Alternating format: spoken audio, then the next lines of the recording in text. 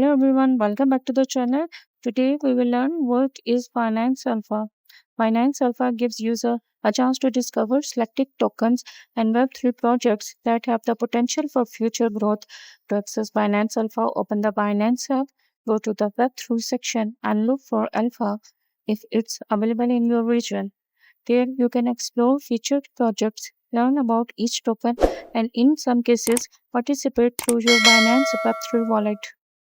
Keep in mind that projects featured on Binance Alpha are not guaranteed to be listed on the Binance exchange, and investing in early stage crypto projects carries significant risk. Always do your own research before investing. That's it. Binance Alpha is designed to help users discover new crypto opportunities while learning about emerging blockchain projects. If you found this video helpful, don't forget to like, subscribe, and turn on notifications for more Binance guides. Thanks for watching.